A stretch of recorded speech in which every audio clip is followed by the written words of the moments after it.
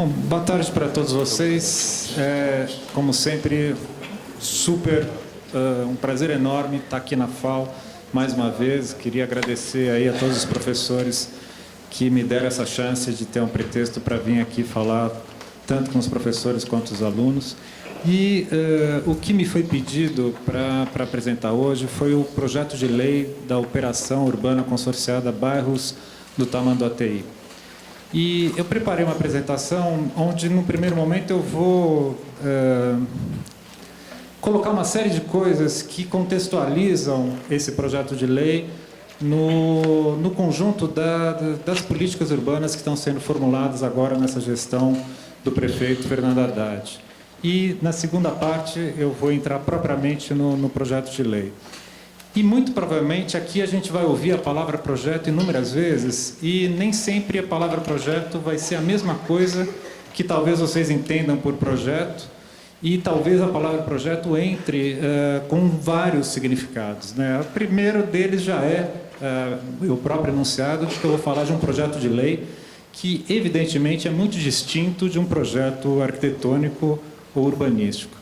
Eu vou tentar, na medida do possível, ser o máximo didático possível para tentar mostrar para vocês aquilo que é um ponto de vista de um gestor público que, de fato, está trabalhando com os dados de realidade, onde a possibilidade, sempre bem-vinda, também de construção de utopias, fica minimizada, evidentemente, porque o nosso desafio é responder as urgências e as demandas que são colocadas pelo cotidiano da cidade. E, para isso, a gente precisa estabelecer uma outra lógica de trabalho, uma outra metodologia de trabalho.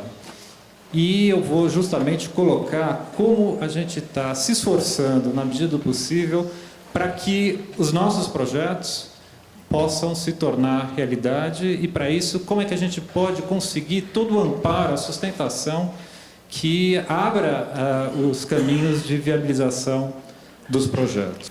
Então, antes da gente falar de qualquer projeto, eu acho que a gente precisa entender um pouco qual é o debate, qual é a questão, qual é o momento, qual é a conjuntura na qual a gente está trabalhando, até porque eu entendo cada vez mais que a arquitetura e o urbanismo é uma forma específica de construção de visão de mundo, como também uma forma específica de construção de propostas de transformação da realidade na qual a gente está inserido, né? E talvez o principal debate hoje, aqui no Brasil, que a gente está vivenciando, é exatamente o da crise econômica, que em muitos sentidos ela é uma crise política, mas eu não queria aqui falar da crise política propriamente dito, mas sim pontuar um pouco o que é esse momento de crise econômica que a gente está vivendo.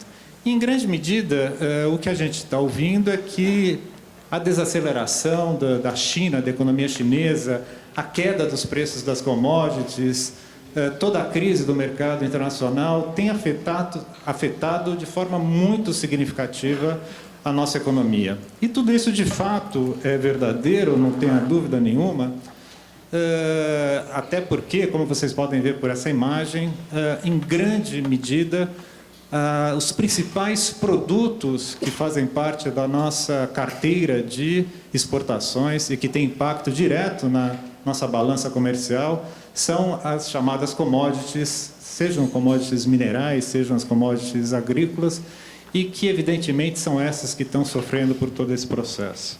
Quando a gente olha a participação dessas atividades, dessas commodities, na geração de riqueza do país como um todo, aí a agricultura, a pecuária, a extração, a gente vai ver que são responsáveis, mais ou menos, por 7,8% da geração de riqueza no Brasil.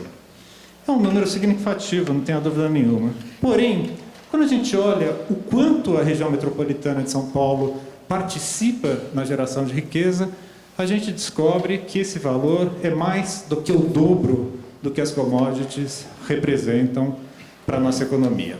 Eu não sou economista e não estou aqui no direito de palpitar se a nossa crise econômica decorre da crise das commodities ou não. Mas, enquanto arquiteto urbanista, eu posso afirmar que que, em grande medida, parte da construção das soluções das nossas questões atuais passa pelo fortalecimento das cidades, passa pelo fortalecimento das dinâmicas urbanas. E cada vez mais, as cidades, o motor da engrenagem de produção de riqueza pelos mais diversos aspectos e, cada vez mais, talvez, a superação desses impasses nos quais todos nós estamos inseridos passem muito mais pelo fortalecimento das políticas públicas que emanam dos poderes locais, sobretudo aqueles situados em regiões metropolitanas, do que necessariamente pelas ações que possam vir do governo federal. É muito importante, então, a gente pensar que, enquanto arquitetos urbanistas, a gente tem um papel muito importante de reflexão de todo esse contexto e de todo o quadro possível e potencial de superação e de transformação. Quando a gente olha, entretanto, a questão da geração de riqueza dentro da metrópole, dentro da cidade de São Paulo, a gente vai ver que é extremamente concentrada a oferta de empregos e oportunidades. Basicamente nessas manchas roxas que pegam o centro, região sudeste de São Paulo, a área de Barueri, Alphaville, a oeste, o ABC e Guarulhos, a nordeste. Quando a gente olha, por outro lado, todo o mapa da vulnerabilidade territorial, social, econômica, a gente tem esse diagrama colocado sobre a cartografia da metrópole.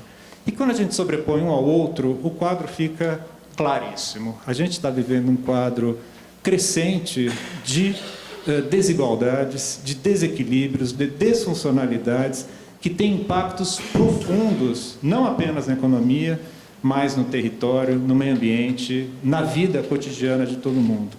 E não há, portanto, outra alternativa para que a gente possa desempenhar esse protagonismo muito importante do ponto de vista não só do desenvolvimento econômico, como também social, se a cidade não for reequilibrada, se a gente não, de fato, operar para romper todos esses desequilíbrios estruturais de São Paulo.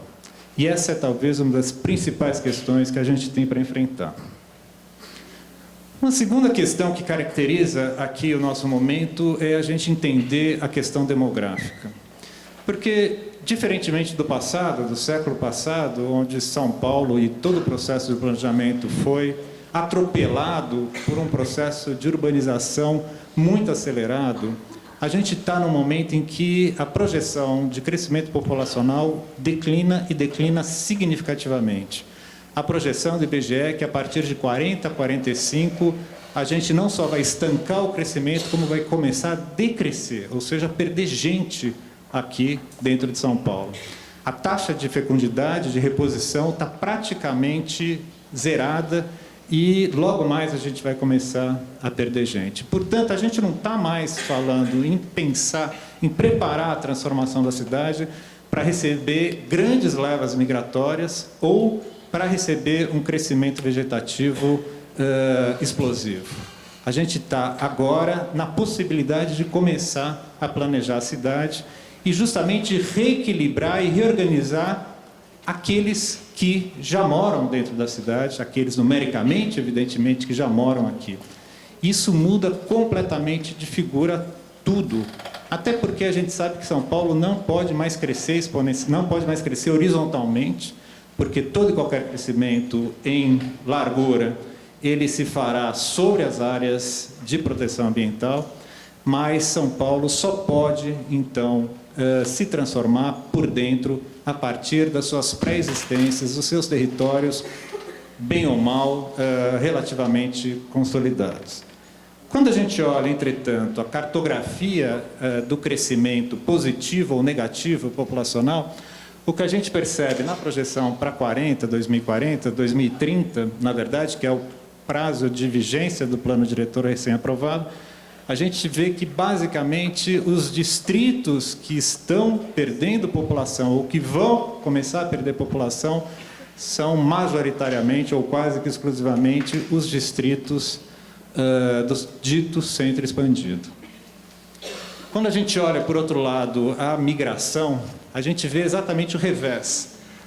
A população do centro expandido não exportando pessoas e, entretanto, os distritos mais periféricos exportando pessoas. A gente está perdendo cerca de 400 mil pessoas por ano, pessoas que provavelmente vão para o interior de São Paulo na busca de empregos, ou muita gente, sobretudo dessas áreas periféricas, que muito provavelmente estejam voltando para casa depois de uma passagem aqui por São Paulo.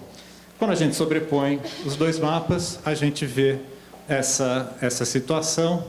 E quando a gente sobrepõe a taxa de envelhecimento, a gente vê que os distritos que estão perdendo gente, ou que vão perder cada vez mais gente, só para vocês terem uma ideia, a subprefeitura de Pinheiros perdeu mais de 250 mil pessoas na última década, também essas áreas, as áreas que mais envelhecem. Então, aqui tem uma questão super interessante, né? Porque todo o debate que a gente viu aí do zoneamento era justamente um debate sobre a possibilidade de renovação e de repovoamento das áreas muito bem infraestruturadas que perdem população, que envelhecem, versus o desejo, também legítimo, de manutenção do status quo desses territórios já previamente instalados. Na verdade, há uma leitura que a gente pode fazer na cidade que não se trata mais das velhas dicotomias centro-periferia, ricos e pobres, mas também pode ser tematizada pela questão geracional. Nitidamente, há um debate geracional e uma proposta das novas gerações por outros modos de vida e também pelo direito a participar e vivenciar dos espaços da cidade, que, de certa forma, também lhes são impedidos em algumas medidas. E a gente chega em 2013, em todo o movimento detonado pelo passe livre, na disputa pela gratuidade do transporte, e que traz muita novidade para a gente pensar para o país de uma forma geral. Porque esse movimento que eclodiu, que se desdobrou em vários outros, pode também ser interpretada como um movimento que emana de uma classe média baixa, que talvez, em parte, seja fruto desse processo de emergência, de saída da linha de pobreza de uma parte significativa da população, que já tendo nascido nas cidades, já sendo urbana, já tendo uma cultura urbana, estão, de certa forma, recolocando a pauta do direito à cidade. Historicamente, em todas as disputas do direito à cidade, a questão principal sempre foi o acesso à terra e o acesso à terra bem localizada. E, de certa forma, o que a gente vê hoje é uma outra coisa, não mais o acesso à terra, mas sim o acesso aos bens e serviços urbanos, o acesso ao uso, das formas de uso da cidade, e que também se desdobram por uma recuperação do debate da transformação, da ressignificação dos espaços públicos por novas formas de domínio público. É uma novidade recente muito importante para a gente estar pensando não apenas as políticas de construção das materialidades que amparam a nossa vida cotidiana na cidade, mas, sobretudo, das formas de uso da cidade, das formas de democratização ou não do espaço da cidade. O debate paulista aberto ou fechado, o direito à velocidade, o direito à garantia da vida, entre tantos outros, é um debate que renova a agenda da reforma urbana, renova a agenda do direito à cidade. E esse é o contexto a partir do qual a gente pode pensar e debater a construção das políticas públicas. E para que a gente possa fazê-lo, e até porque a cidade é e será sempre um grande campo complexo de disputa, a gente precisa ter algo que medie os conflitos, algo que medie essa disputa. E, evidentemente, o poder público tem um papel central enquanto um mediador de todos esses processos que ora colidem, ora convergem para a construção do território urbano. E para isso a gente precisa entender os mecanismos de uma máquina, que é a máquina pública que faz as coisas não acontecerem propriamente dito, mas fazem as coisas serem minimamente pactuadas para que se possa, de fato, coabitar o mesmo território.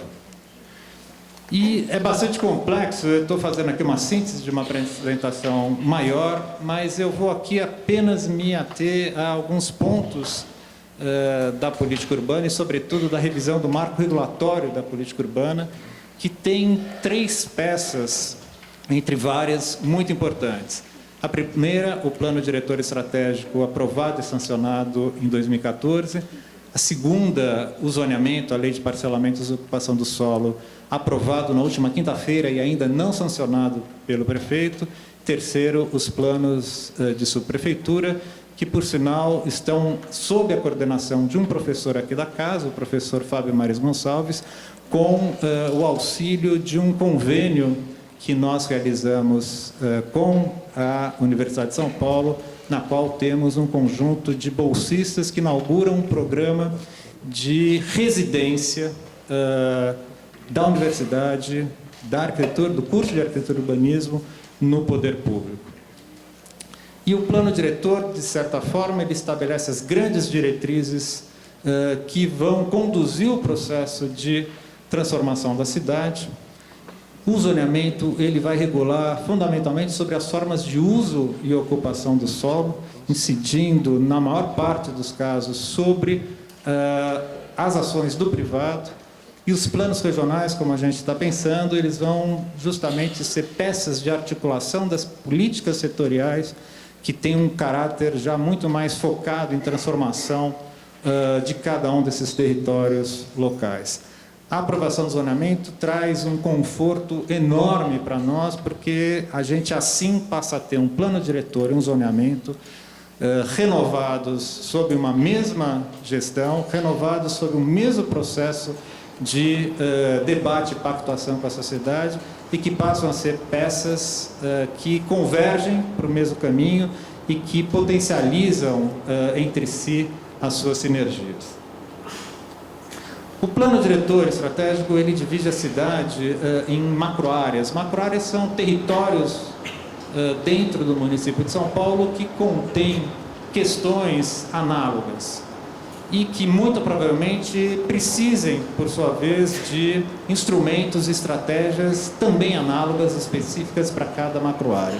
Uma das principais macroáreas é exatamente a macroárea de estruturação metropolitana, cujo nome não deixa de ser uma pequena petulância na nossa parte, afinal de contas, a nossa jurisdição do plano diretor é exclusivamente municipal.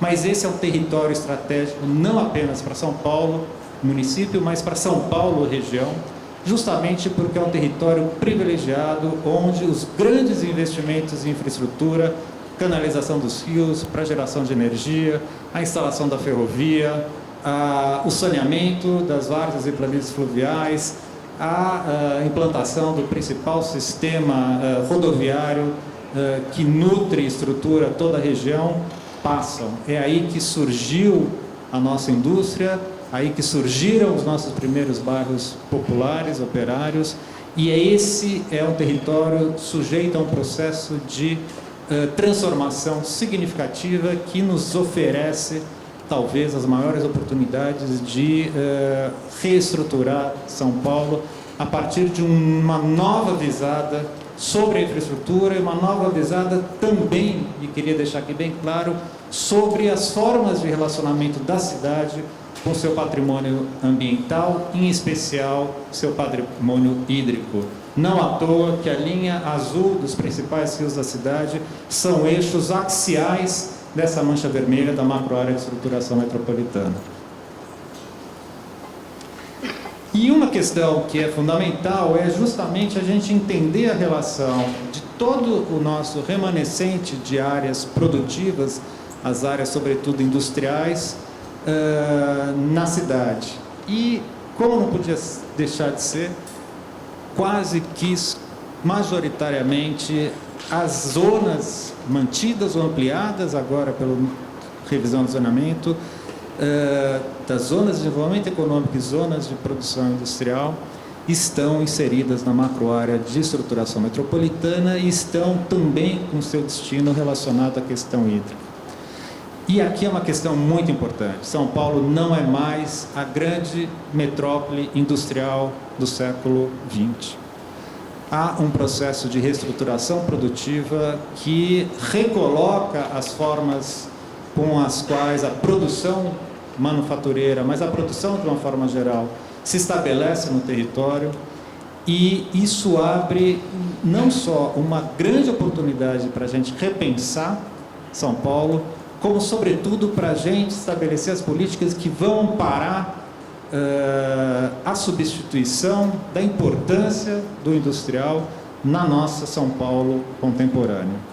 E essa transformação em escala se dará prioritariamente nesse grande território chamado macroárea de estruturação metropolitana, no qual está inserido o bairro do Tamanduateí, que, pelo que eu entendo, é o objeto de trabalho de vocês. A macroárea de estruturação metropolitana, então, foi dividida em diversos setores e cada setor terá, ou já teve, ou está tendo, um projeto específico. Eu não vou descrevê-las, mas um desses setores é exatamente o bairro do Tamanduateí, que é a área alaranjada que tem o rio Tamanduateí como seu eixo estruturante. E a grande novidade que o PDE trouxe é que há uma inversão que não foi muito debatida, mas que nos parece essencial. O que aconteceu com as operações urbanas que foram feitas no passado, né? As demandas pela elaboração dessas operações urbanas partiram do pressuposto de que queremos uma operação urbana. E, já que queremos uma operação urbana, vamos elaborar um projeto que dê conta dessa operação. A gente está fazendo uma pequena e sutil inversão. Primeiro, vamos elaborar um projeto, e esse projeto vai estabelecer quais instrumentos que o viabilizarão. E não necessariamente a conclusão que se chega é que, para todas essas áreas que eu mostrei no slide anterior, o instrumento de operação urbana seja o mais adequado. Tanto não é verdadeiro isso que todos os estudos que o consórcio, coordenado pelo arquiteto Jorge Wilhelm, para a área da Jacopêssego, chegaram à conclusão de que uma operação urbana era inviável. Mas o plano diretor não apenas coloca que o projeto de intervenção urbana, PIU, antecede a escolha de instrumentos que vão viabilizar todo e qualquer projeto, como também estabelece que a elaboração do PIU, a partir de agora, de um projeto, será condição sine qua non para os grandes processos de transformação da cidade. Isso é uma valorização muito grande, muito importante, do que se entende por projeto. Consequentemente, a gente precisa então debater o que entendemos por projeto, já que a figura do projeto ela é antecipatória e ela que é o grande motivo que define a formulação das políticas. E aqui a gente está entendendo o projeto não apenas na sua dimensão técnico-espacial, o desenho, digamos assim, do arquiteto e do urbanista. A gente está entendendo o projeto a partir do que se define na literatura como processo de estruturação de projetos, que é a articulação de todo um conjunto de saberes que visam trazer para o escopo do projeto a construção dos seus instrumentos e dos seus mecanismos de viabilização. Pegar aqui uma imagem que eu sempre ouvi aqui dentro da FAO a respeito das pirâmides do Egito, que uma das dimensões maravilhosas das pirâmides do Egito é que elas construíam, ao desenrolar das obras, os seus próprios instrumentos de construção. O plano inclinado, que é a máquina simples da física, uma das máquinas simples primordiais de toda a história da física, é, ao mesmo tempo, a pirâmide e o instrumento que a viabiliza.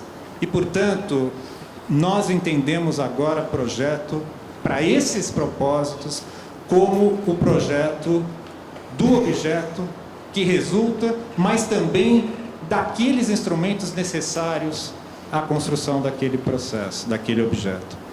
E aí a modelagem técnico-espacial, a modelagem jurídica, que vai dar subsídios legais para que um projeto se viabilize, ou a modelagem econômico-financeira, que vai encontrar as formas de financiamento desse projeto, os processos de legitimação e participação popular que dão sentido público às intervenções, assim como o projeto das formas de gestão que trazem uma outra temporalidade ao projeto, não mais que finda no momento de corte da fita vermelha de inauguração, mas que pensa exatamente um processo que se estende, no caso da cidade, por muitos anos. Tudo isso está inserido dentro de um único guarda-chuva chamado Projeto de Intervenção Urbana. E esse vem sendo o grande desafio da gestão, não só de consolidar a imagem de que o projeto tenha essa importância, como também formular os conceitos e a operacionalidade do processo de estruturação de projetos. Bom, uma das questões fundamentais é exatamente como a gente viabiliza tudo isso. E a gente tem hoje, além, obviamente, das fontes do Tesouro, orçamentárias, fiscais, duas formas de captura da mais-valia urbana para investir na transformação da cidade. A primeira é a outorga onerosa do direito de construir e a segunda, os títulos de CEPAC. A outorga onerosa, a partir deste revisão do novo plano diretor, foi estabelecido que todo e qualquer proprietário, todo e qualquer imóvel tem assegurado o direito básico de construir uma vez a área do terreno. Ou seja, um terreno de 1.000 metros quadrados, eu posso construir 1.000 metros quadrados de obra. Porém, isso é muito pouco para uma metrópole como São Paulo, mas esse é o direito do solo. O solo criado, o potencial adicional de construção, é entendido como algo que é um bem da cidade, um bem coletivo, público, e não necessariamente do proprietário. Para isso, o plano diretor estabelece que para eu construir mais do que uma vez, eu tenha que comprar esse outorga de potencial adicional. E os recursos dessa outorga vão para o Fundurb. E o Fundurb, que é o Fundo de Urbanização, é um financiador de uma série de intervenções na cidade. Nesse caso, a partir do PDE vigente, 30% está gravado, condicionado a investimentos na ampliação do sistema de mobilidade e outros 30% na produção de moradia de interesse social, e o restante é definido em função de uma série de conjunturas. Como é que a gente vem operando a outorga? As manchas escuras são onde a gente mais está capturando a outorga, onde mais pessoas estão pagando pelo direito adicional. E aqui é o mapa de onde a gente está investindo esse dinheiro. Então, fica nítido perceber que a gente está capturando esses recursos nas ações, nos empreendimentos do centro expandido e investindo em distritos mais periféricos. Portanto, a outorga onerosa vem sendo operada fundamentalmente como um instrumento redistributivo. Já o CEPAC, que é um título mobiliário, ele tem uma lógica totalmente inversa. Enquanto a outorga, quando eu vou fazer meu empreendimento, eu pago a outorga, o CEPAC é diferente. Eu estabeleço um projeto de lei, esse projeto de lei traz uma série de ações, que é um compromisso público com a cidade, que vão ter que ser realizados, fazer um parque, fazer uma canalização, construir um equipamento, o que seja, e eu vendo títulos, esses títulos permitem ao poder público antecipar recursos, e esses recursos são então disponibilizados para o cumprimento do plano de ações previamente votado em lei. A grande crítica que se faz a esse instrumento é que é um instrumento perverso de concentração da riqueza. Porém, as coisas vêm se transformando um pouco, e esses dados já estão desatualizados, as coisas estão acontecendo mais rápido do que a gente consegue atualizar os nossos PPTs, felizmente, mas aqui a gente vê as operações consorciadas que operam CEPACs, quanto foi despendido em cada setor, e é interessante a gente ver, sobretudo, a questão de moradia, 16% Faria Lima, 18% Águas Espraiadas, e a lei hoje fala que, no mínimo, a gente precisa despender 25% na produção de moradia, e a revisão da Faria Lima já colocou 25% a partir do segundo semestre do ano passado. O projeto de lei de revisão da Águas Espraiadas vai pelo mesmo caminho, assim como o bairro do Tamanduateí, de forma que a gente pode também entender que, dependendo de como as operações urbanas são construídas, elas podem ser instrumentos de inclusão ou de manutenção de populações dentro desses territórios estratégicos. E a gente escolhe, depois dos estudos da Bairros do Tamanduateí, um instrumento do CEPAC, e por uma razão que esses quadros mostram, que é justamente que o valor arrecadado por metro quadrado adicional tem sido da ordem de 3 vezes superior ao valor arrecadado através das outorgas onerosas. Isso vai ser fundamental para nos garantir os recursos necessários para uma transformação de grande monta como a dos bairros do Tamanduateí. Essa é uma apresentação feita pela SP Urbanismo, que é uma empresa pública subordinada à Secretaria de Desenvolvimento Urbano, que vem sendo responsável pela estruturação de projetos na Prefeitura. A gente mudou o caráter da SP Urbanismo, hoje ela está muito mais parecida com o que a IMURB foi na sua origem, era um desdobramento da IMURB, e ela não está mais como uma desenvolvedora de projetos, não está mais operando como uma gerenciadora de projetos, mas ela está quase que 90% disponibilizada para estruturação de projetos dentro desse raciocínio que eu estou aqui mostrando. A primeira coisa é a gente entender os objetivos de transformação do território do Tamanduateí à luz das diretrizes pactuadas pelo plano diretor. E a primeira delas é exatamente socializar os ganhos de produção, e para isso a operação trabalha, estou pegando só os pontos principais, é super complexo, ela trabalha com a lógica de um perímetro expandido, que justamente permite a gente fazer vasos comunicantes entre o território que tem um grande potencial de captura de recursos versus aqueles territórios mindeiros que precisam ser recompensados pela sua não inclusão num território tão abrangente como esse. Ou seja, a gente tem um perímetro de ação de captura dos recursos e um perímetro expandido aonde se pode investir os recursos do CEPAC, sobretudo para drenagem e moradia. Assegurar o direito digno à moradia é a outra e talvez uma das principais questões, até porque naquele mapa demográfico, não sei se vocês prestaram atenção, mas do lado oeste do rio Tamanduateí está havendo um processo de repovoamento, do lado leste um processo de despovoamento. É um território central que pode recepcionar um volume de baixíssima densidade, que pode recepcionar um volume significativo de pessoas, dado que há espaço para isso e há uma oferta de infraestrutura e empregos muito significativa. A melhoria da mobilidade urbana tem toda uma série de ações aí.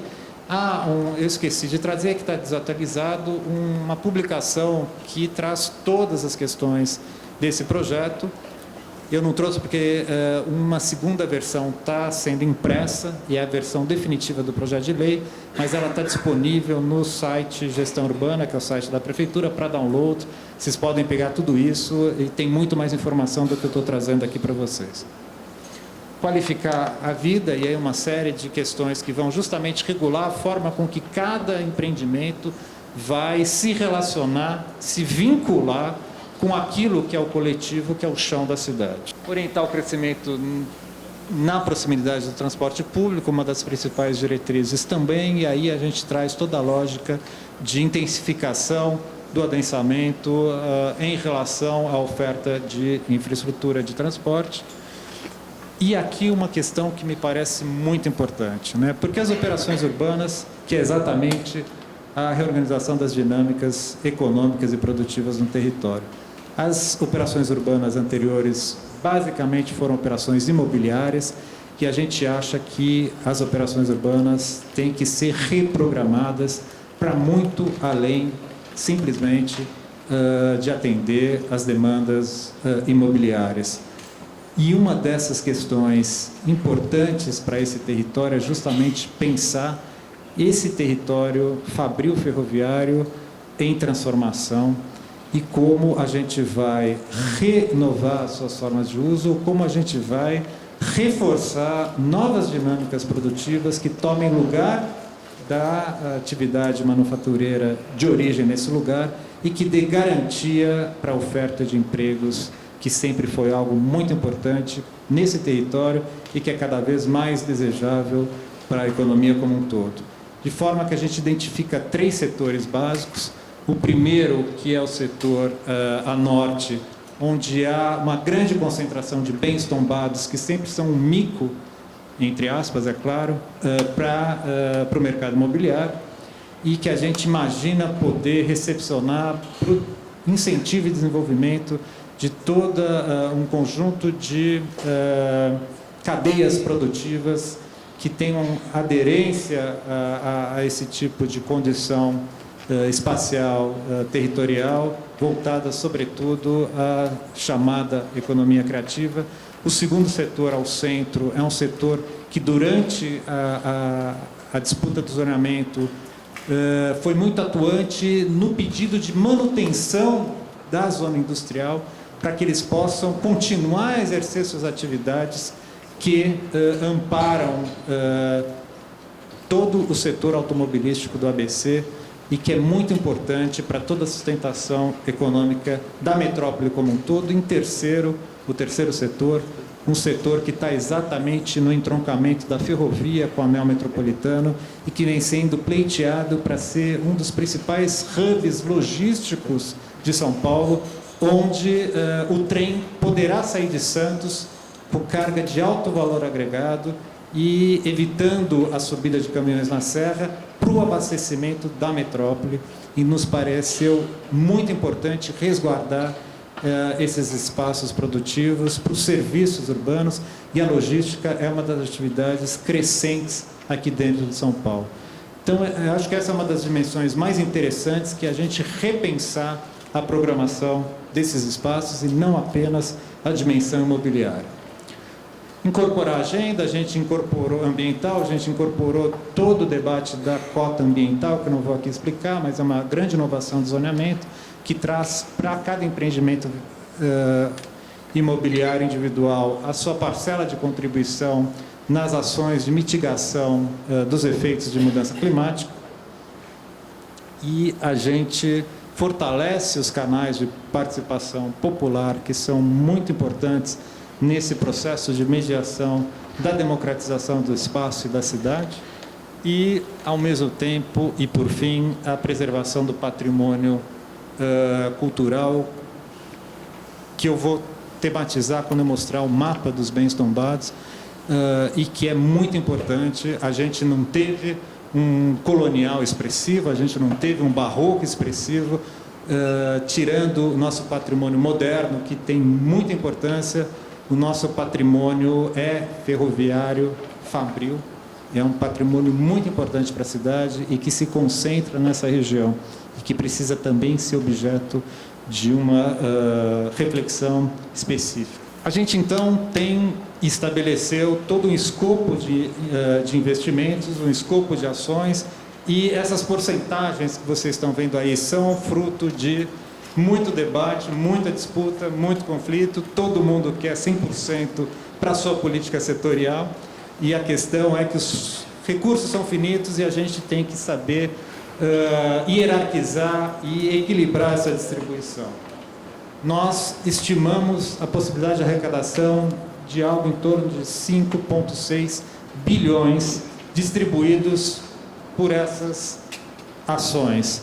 Uma novidade é 4% para a preservação, serão mais de 225 milhões para a preservação, e aqui, preservação do patrimônio histórico, e aqui a gente está, pela primeira vez, permitindo, por lei, que os CEPACs sejam também utilizados para aquisição de bens tombados, porque, de fato, é bastante difícil o privado manter uma série de conflitos, e a aquisição desses bens poderão ser revertidos para as nossas políticas de uso, uma vez que a melhor forma da gente estar preservando é exatamente renovando as formas de uso desses espaços.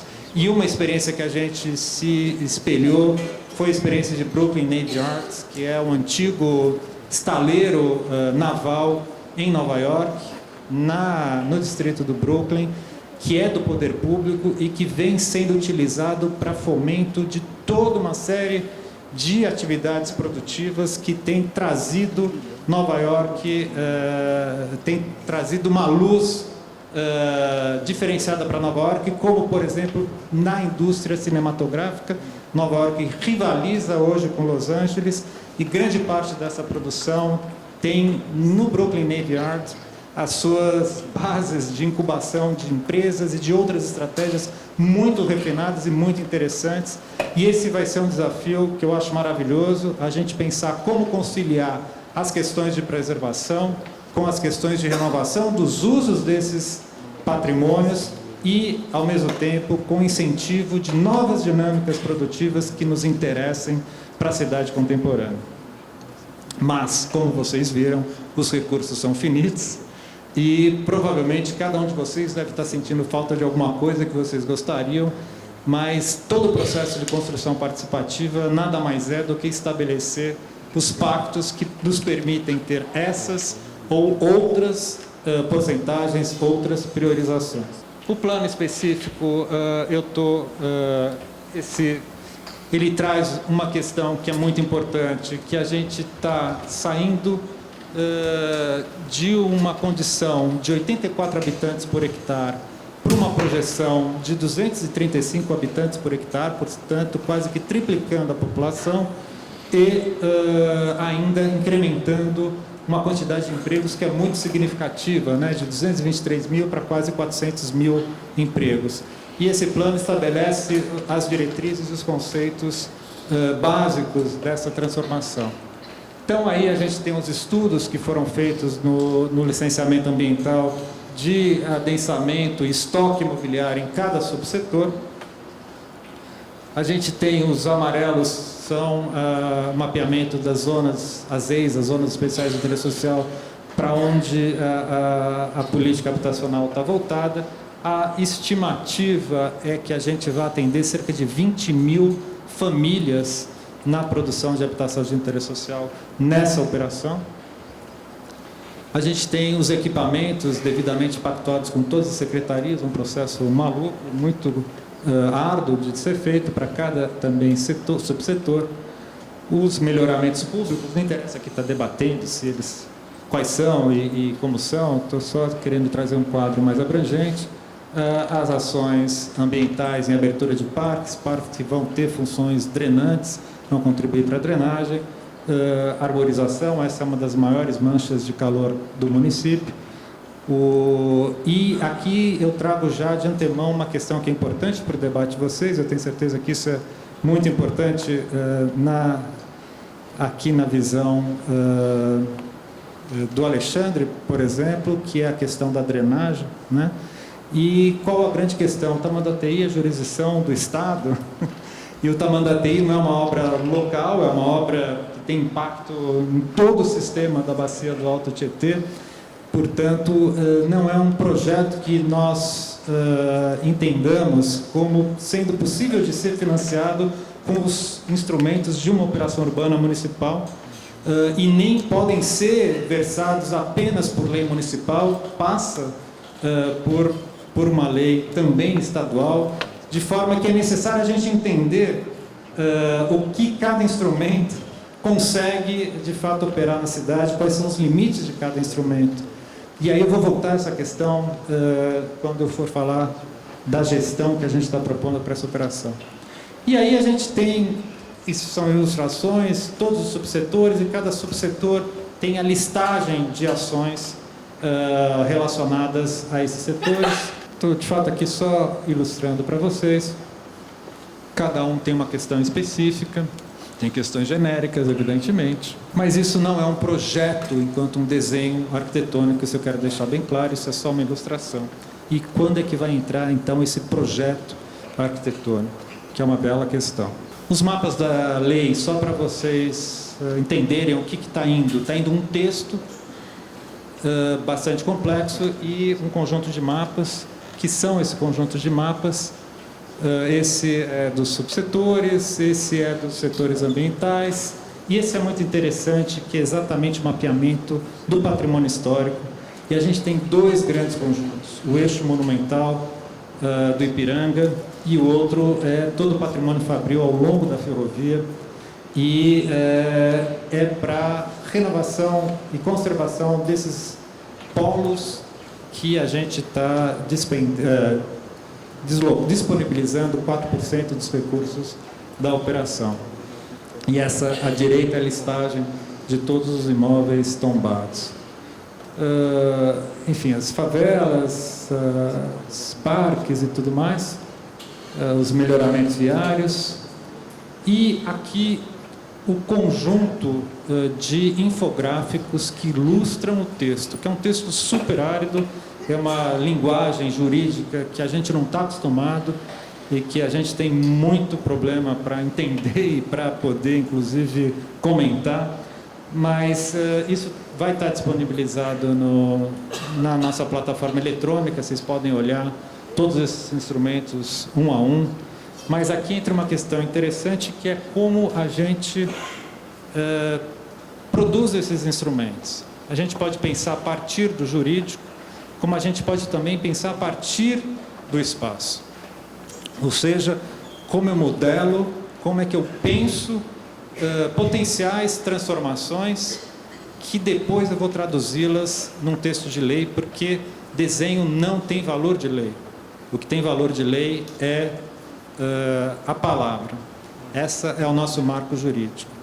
Então, a gente empreendeu um concurso para discutir o zoneamento, que foi o concurso Ensaios Urbanos, e que depois se desdobrou num ateliê que foi compartilhado com várias universidades, entre elas a FAO, onde justamente a gente estava pensando nisso, né? Vamos pensar a modelagem espacial que a gente quer para a cidade, e dessa modelagem, desses metaprojetos, digamos assim, extrair as regulações necessárias que os amparam ou que os permitem. Isso foi um exercício interessante, mas que não foi suficiente. Ficou nítido para a gente de que a gente está precisando também repensar a maneira pela qual os instrumentos de planejamento se transformam em instrumentos urbanísticos de capital público que se desdobra da SP Urbanismo, e por que essa empresa e qual a potencialidade que a gente vê na constituição dessa empresa. Em primeiro lugar, e é muito importante, a grande dificuldade da gestão das operações é que a gente tem o volume de dinheiro arrecadado e Secretaria de Transportes tem a sua agenda de investimentos lá naquele lugar, habitação outra, CIURB outra, cultura outra e assim por diante. E a gente não consegue, tem muita dificuldade de construir as sinergias entre esses investimentos.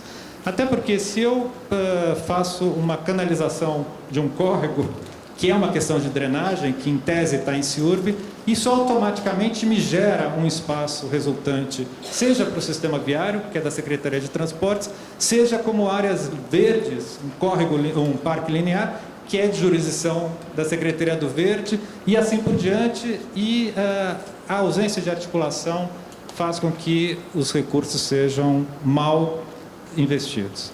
A gente imagina que essa empresa seja o campo primordial de articulação, pois a interlocução se concentrará numa única instância que terá a participação de todas as secretarias. E o que foi muito interessante é que, quando a gente propôs isso, as secretarias automaticamente começaram a um número que imaginamos de conselheiros. As secretarias começaram a disputar, e eu entendo isso como algo muito positivo, porque se há uma disputa por algo, é porque se reconhece, portanto, o valor desse objeto de disputa, e colocarmos todos juntos, tendo o projeto como campo de articulação das políticas setoriais, nos parece um belíssimo ensaio a se fazer e a se comprovar eficiente ou não. É uma hipótese ainda. Por outro lado, a gente entende que essa empresa também deva receber participação de investidores. Bom, já tem gente que está de cabelo em pé, achando que a gente vai colocar todo o mercado imobiliário se empoderando. Primeiro que não é bem assim. Primeiro que, se for o caso, de fato o mercado imobiliário é um agente muito importante que tem que estar participando, mas em cima de outras experiências de outras empresas, como Barcelona Regional, ou como uma empresa recém-criada para a transformação de toda a orla do Rio Medellín em Medellín, que não é primeiro mundo, é uma cidade latino-americana como São Paulo. A gente percebe que, em grande parte, os investidores que devem sentar conjuntamente na mesma mesa são os investidores públicos.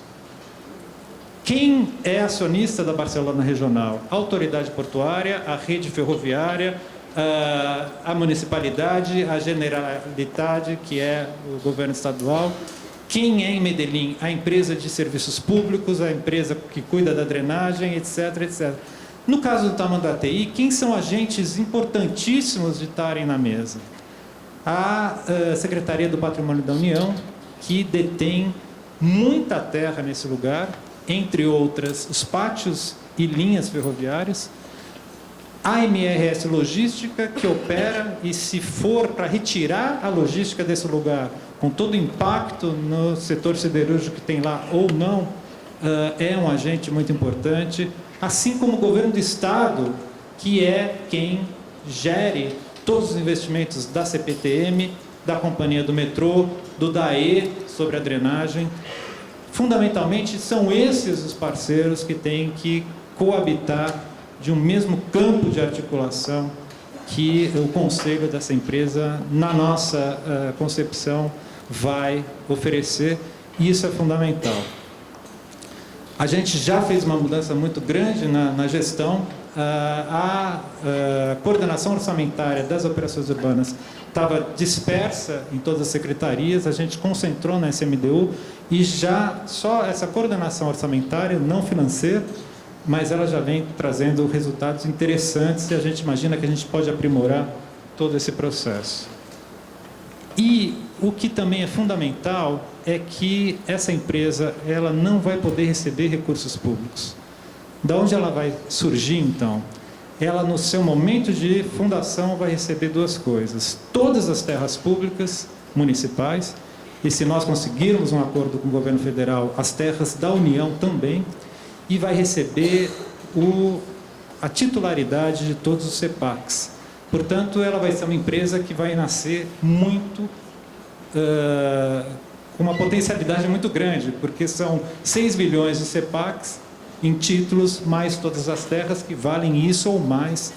E o zoneamento, por exemplo, trouxe uma nova regulação que permite, por exemplo, a ocupação das áreas operacionais dos trens e terminais de ônibus e metrô, coisa que até então não se podia, era exclusivo para dinâmicas da ferrovia, que vai permitir a gente pensar, inclusive, como atravessar, se quisermos, os trilhos, construir sobre, se for desejado, intensificar os usos mistos dentro das estações, entre tantas outras estratégias que vão precisar também de diálogo com o governo federal e o governo estadual. E mais, havendo essa empresa, a gente pode fazer um outro ensaio, que é o que a gente começa a conversar agora nessa gestão também do professor João Whittaker, frente à SEAB, que é a gente constituir um parque de locação pública de habitação de interesse social. O grande problema de ter um parque é todo o processo de gestão, e a gente imagina que a gente pode fazer um piloto incubado dentro dessa empresa, que vai ser uma empresa já vocacionada para a gestão de um território específico, com o seu poder de articulação de diversas das políticas setoriais. E, evidentemente, a gente precisa ter controle social sobre tudo isso, e é para isso que vem acontecendo todo o processo de empoderamento das formas de participação social, e há um conselho gestor, e esse conselho gestor tem, inclusive, representantes das universidades, representantes da sociedade, representantes das secretarias, e é uma espécie de uma pequena assembleia que é onde as discussões e as pactuações vão se travar do ponto de vista da priorização dos investimentos. E como fica, mais uma vez, a questão dos projetos, das edificações, das intervenções urbanas. Há uma mudança que também ninguém se deu conta, muito importante em toda a história das operações urbanas, que prioriza e que favorece os projetos, ou a elaboração de projetos. A remuneração da SP Urbanismo, historicamente, sempre foi compartilhada com a SP Obras, e no momento de construção das obras. Então, a gente arrecadou o CEPAC, a gente fez uma licitação, vai contratar as obras de canalização de um córrego na operação urbana, e conforme o gasto, o empenho orçamentário, a SP Obras e a SP Urbanismo vão recebendo a sua porcentagem. Só que a SP Obras é posta na rua no dia da contratação do projeto, e é aí que ela começa a trabalhar. E a SP Urbanismo fez todo um trabalho, a base do tamanho da TI começa na gestão Kassab, ela tem cerca de 6, 7 anos, e a gente só ia receber quando começasse a obra daqui a mais 2 anos. É um ciclo financeiro que impossibilita o desenvolvimento de projetos. A remuneração da SP Urbanismo para todas as operações revistas agora será no momento de emissão de CEPAC. Por quê? Isso diminui o ciclo, e a emissão de CEPACs vai ser gasta, num primeiro momento, na aquisição das terras, que é fundamental para as políticas, mas também para a estruturação de projetos. E é exatamente isso que a gente fez na Água Branca. A gente emitiu 10 milhões de reais de CEPACs, conseguimos vender 10 milhões de CEPACs.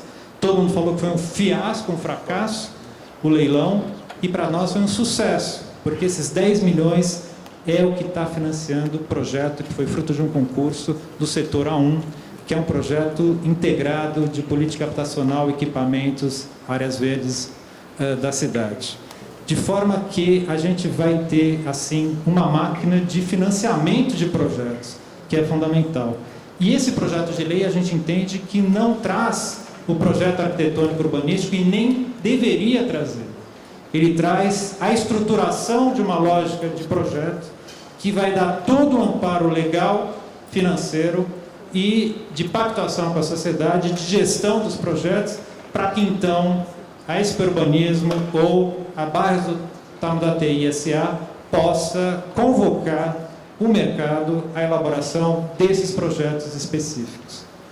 De maneira que o ciclo é longo, mas o que a gente está empenhado em entender é exatamente a cartografia dos fluxos e processos, dos gargalos, que possam fazer com que a gente tenha os projetos efetivamente viabilizados, porque o que a gente quer no poder público, evidentemente, é a transformação concreta do território.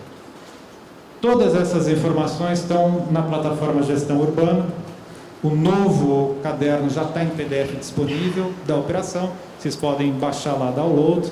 E no GeoSampa, que é uma plataforma de dados da Prefeitura, que foi tornada pública agora em dezembro, se eu não estou enganado, ela tem mais de 150 camadas de informações, todas georreferenciadas, que vai permitir a que vocês construam as suas análises e que vocês possam encontrar os dados devidamente validados de todas as secretarias que estão plugadas nesse sistema de compartilhamento e validação das informações. Obrigado.